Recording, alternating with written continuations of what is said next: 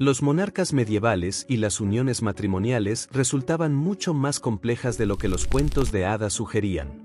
Mientras algunos seguían fielmente la tradición, otros improvisaban sus propias normas según la ocasión.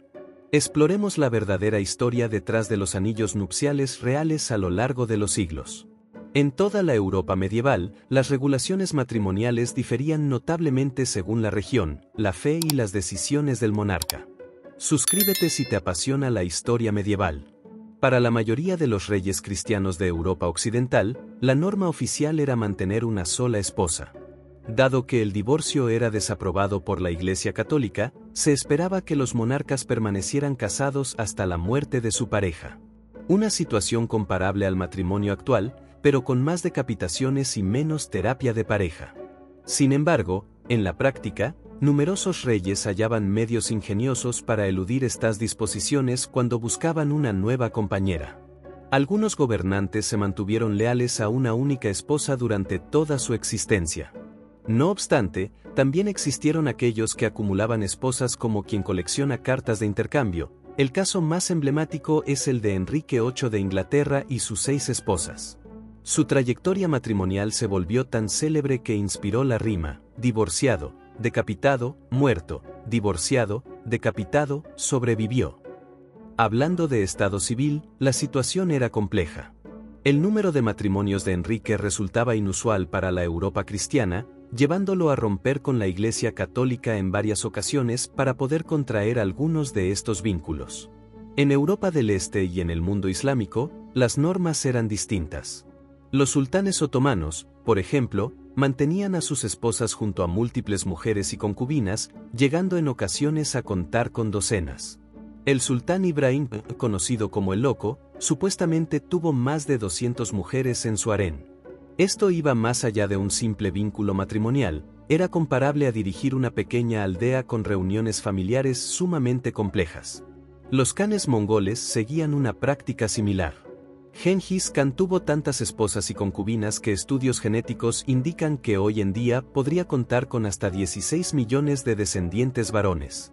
Eso equivale a aproximadamente 1 de cada 200 hombres en determinadas regiones de Asia, y sus reuniones familiares habrían necesitado reservar la totalidad de un continente. Los registros hacen que establecer un número exacto sea complicado. Muchos monarcas contaban con esposas no oficiales, uniones celebradas mediante ceremonias que no contaban con el reconocimiento de la Iglesia o del Estado. Por ejemplo, algunos reyes nórdicos practicaban matrimonios de manos unidas, que aunque no se consideraban oficiales bajo estándares cristianos, sí eran válidos en su cultura. En promedio, si analizamos únicamente los matrimonios oficialmente reconocidos entre los reyes de Europa occidental, generalmente se contaban de 1 a 3 esposas a lo largo de su vida. La mayoría tenía únicamente 1 o 2, salvo excepciones como Enrique VIII, que altera el promedio. En sociedades polígamas, el número de matrimonios podía llegar fácilmente a cifras de 2 dígitos o más. Un factor que incrementaba notablemente este número era la esperanza de vida. Las reinas solían fallecer durante el parto, forzando a los reyes a contraer nuevos matrimonios para asegurar más herederos.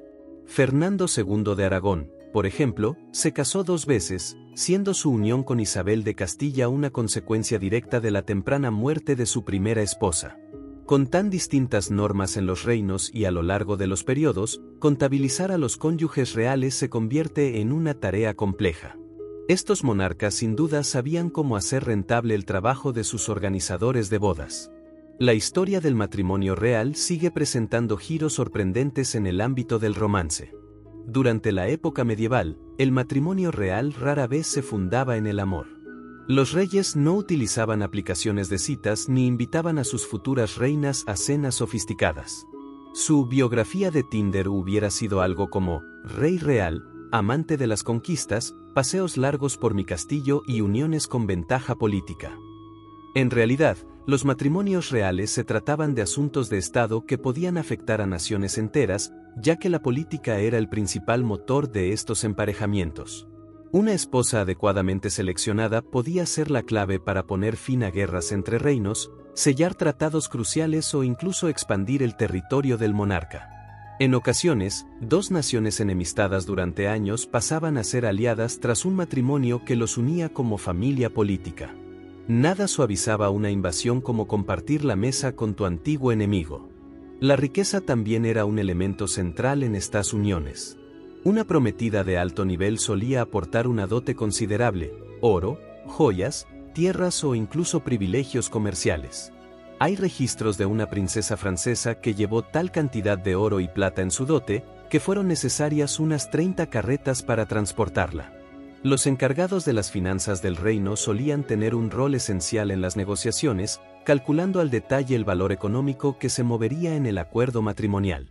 El mundo de los matrimonios reales era sumamente competitivo. Las familias nobles educaban a sus hijas desde pequeñas con la esperanza de verlas casadas con un rey. Les ofrecían la mejor educación disponible, enseñándoles idiomas, música y las normas de etiqueta necesarias para destacar en la corte.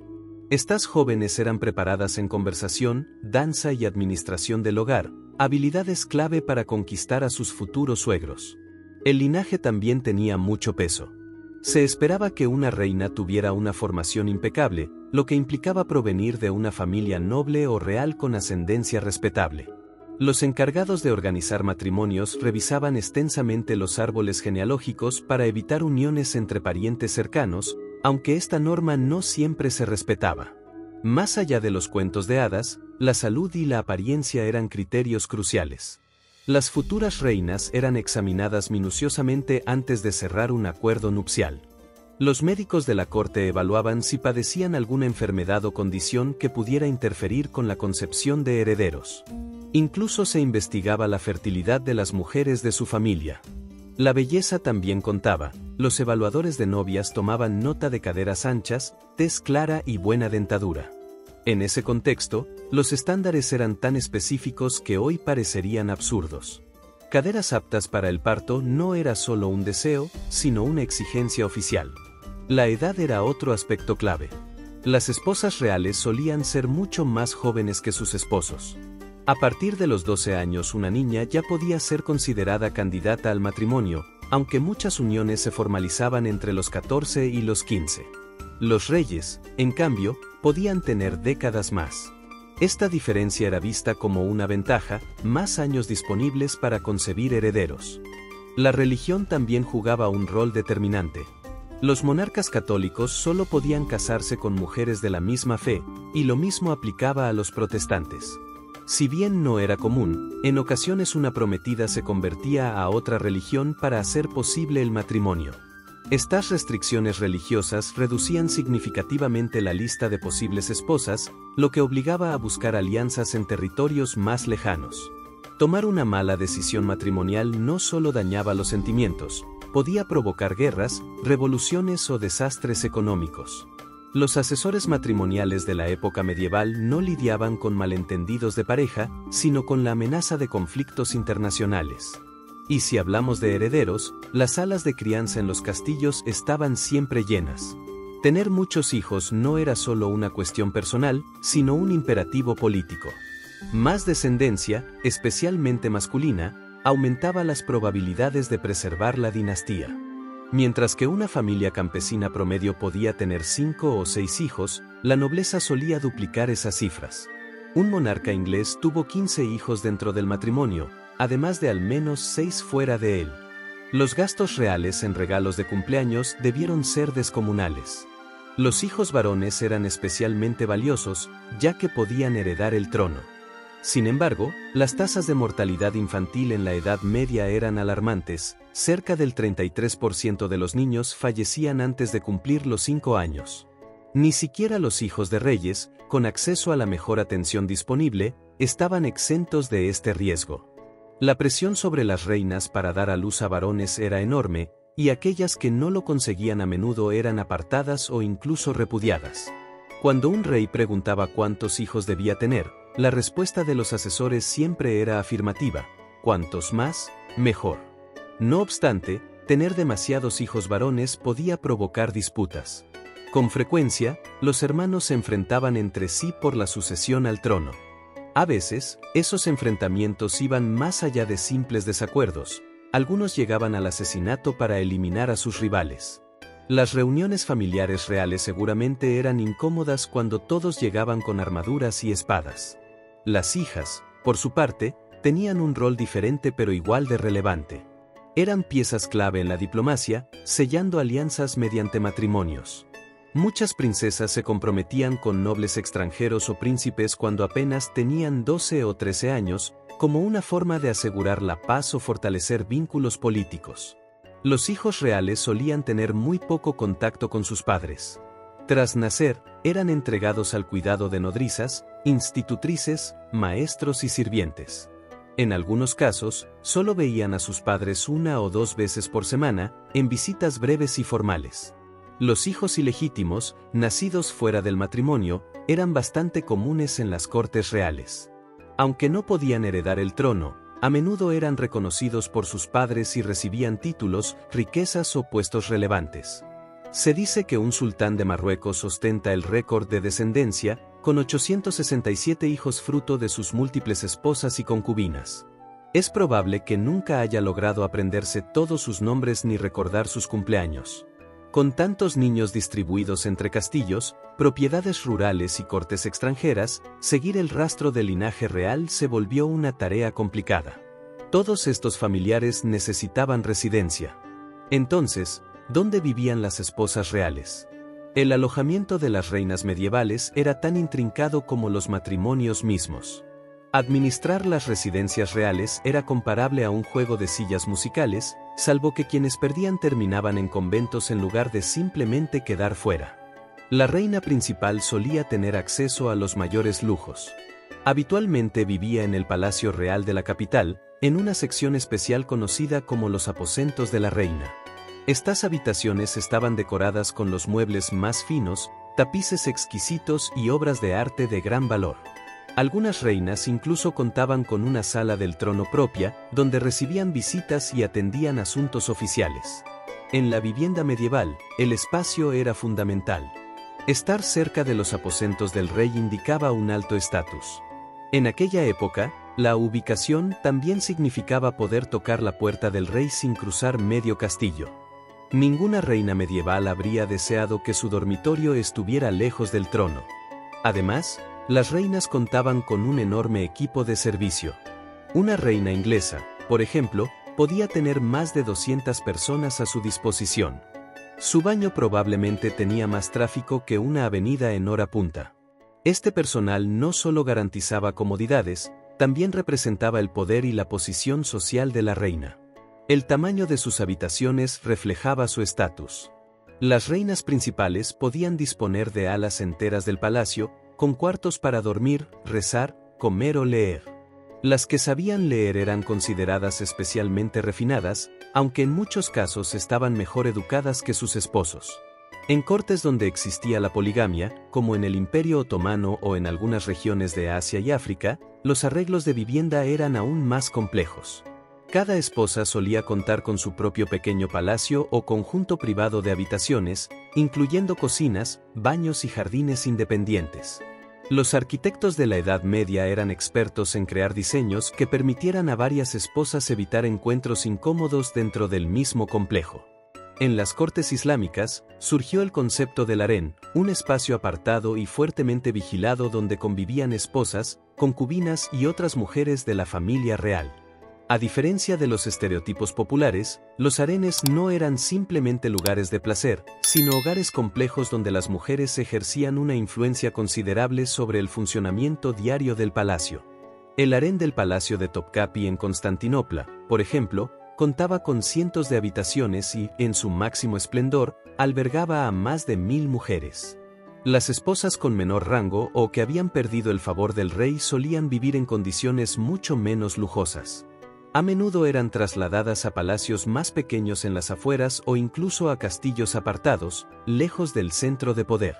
Ser enviada a una finca rural era la forma medieval de decir que el rey había perdido el interés.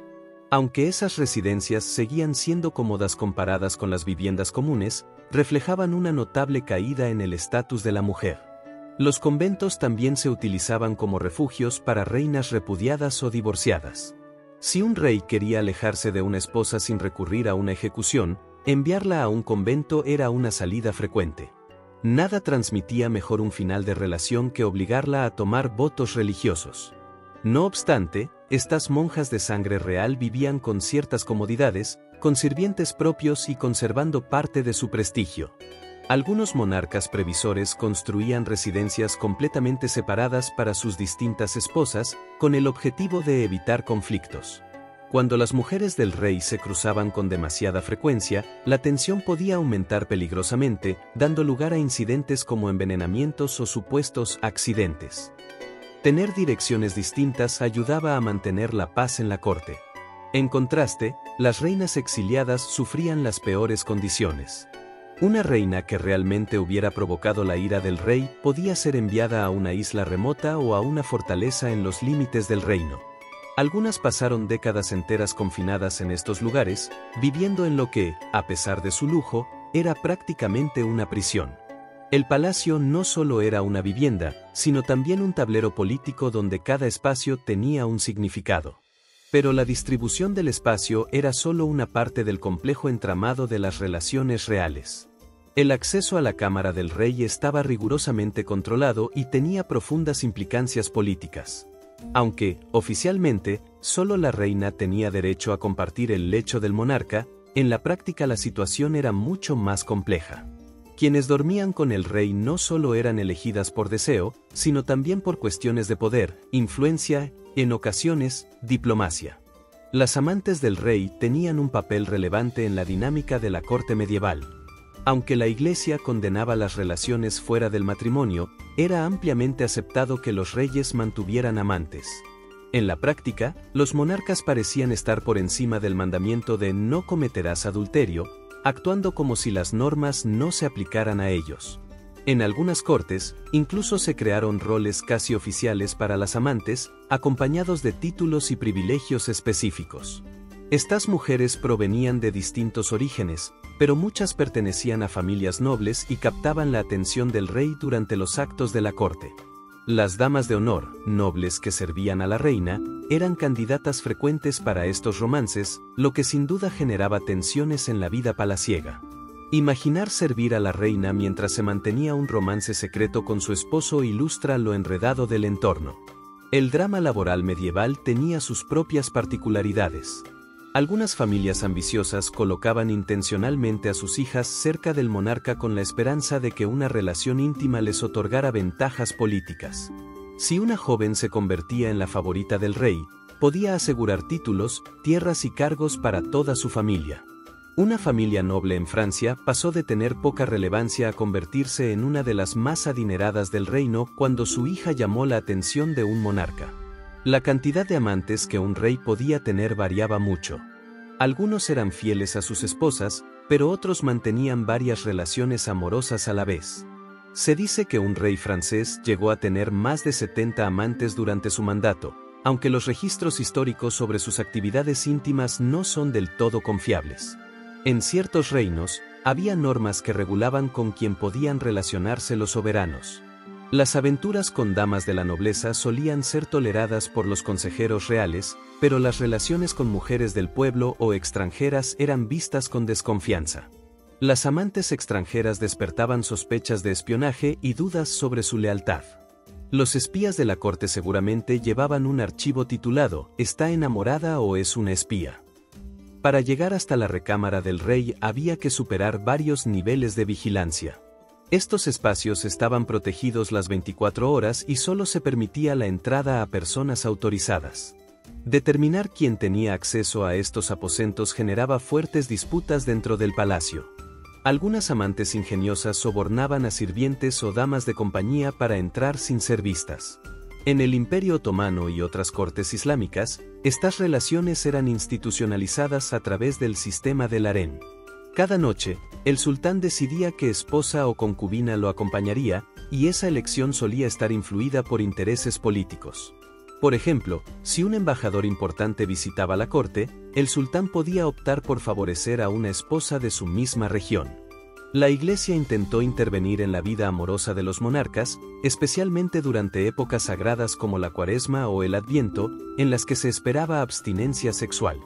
Los sacerdotes recordaban a los reyes que debían mantenerse fieles a sus esposas durante esos periodos.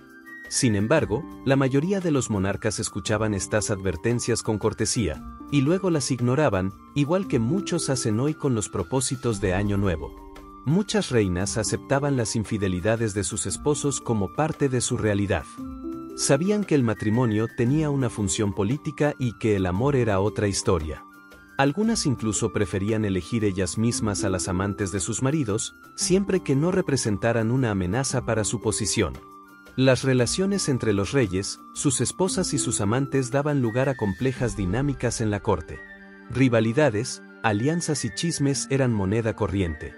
Los poetas componían versos ambiguos sobre estos romances, y los artistas pintaban a las amantes disfrazadas de diosas. Estas historias amorosas no solo llenaban los rumores del palacio, también moldeaban el destino de los reinos. Algunas causaron guerras, impulsaron tratados o determinaron divisiones territoriales, todo por quien compartía la cama del monarca. Se dice que una amante francesa tuvo más poder político que todo el Consejo Real junto. De hecho, muchas reinas veían estas relaciones extramaritales como parte natural de la vida en palacio. Entendían que el matrimonio era una alianza política y que el afecto podía encontrarse fuera de él. Incluso llegaban a escoger a las amantes más convenientes para el rey, buscando proteger su propia influencia. En las cortes de la Edad Media, no todas las esposas eran iguales. Había una estricta jerarquía entre las mujeres del rey, y conocer esta estructura permite entender por qué algunas reinas tenían gran poder, mientras que otras eran olvidadas por la historia. La reina oficial, coronada y bendecida, era la figura más importante y su autoridad era reconocida tanto por la Iglesia como por el Estado. Aparecía en retratos oficiales, su imagen adornaba monedas y tomaba parte en rituales reales. Aún así, el poder real no venía del título, sino de la relación de confianza que tenía con el monarca. Una reina que lograba dar a luz a un heredero varón aseguraba de inmediato su lugar y ganaba una enorme influencia. Tener un hijo no solo representaba cumplir con el deber principal de una reina, era una transformación total de su estatus dentro de la corte. Escuchar "es un niño" equivalía a una promoción inmediata, acompañada de mejores habitaciones, más personal a su servicio y una repentina notoriedad. Aquellas que daban a luz a varios hijos varones construían una red de influencia que podía protegerlas incluso si perdían el favor del rey. En culturas con matrimonios polígamos, las esposas eran organizadas en una jerarquía meticulosa.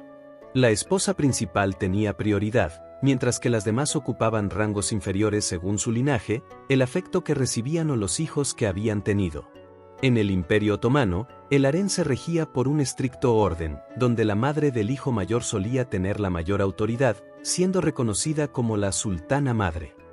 Este papel era tan influyente que algunas mujeres urdían intrigas políticas para garantizar que sus hijos alcanzaran el trono, lo que automáticamente las elevaría a esta poderosa posición. Algunas cortes establecían estructuras formales para clasificar a las esposas.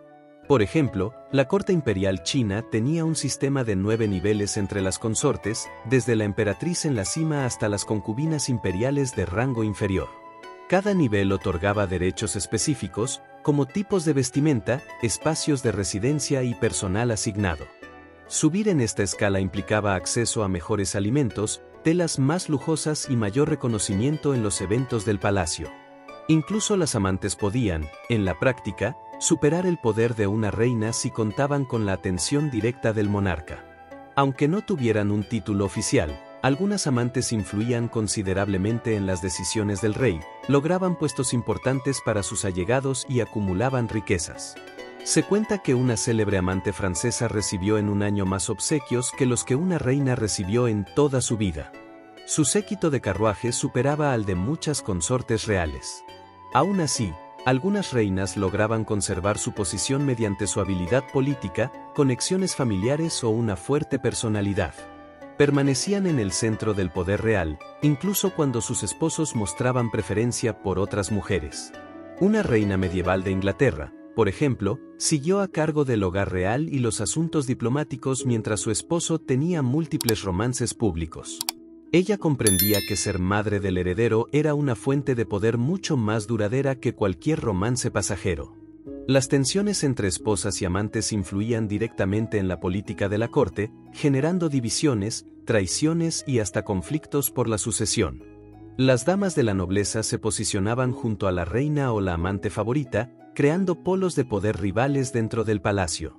Estas alianzas femeninas podían definir quién recibía cargos importantes, qué decisiones tomaba el rey y qué alianzas internacionales se buscaban. La edad también jugaba un rol crucial en esta estructura. Las reinas mayores que habían superado los riesgos de la maternidad solían reinventarse como figuras matriarcales.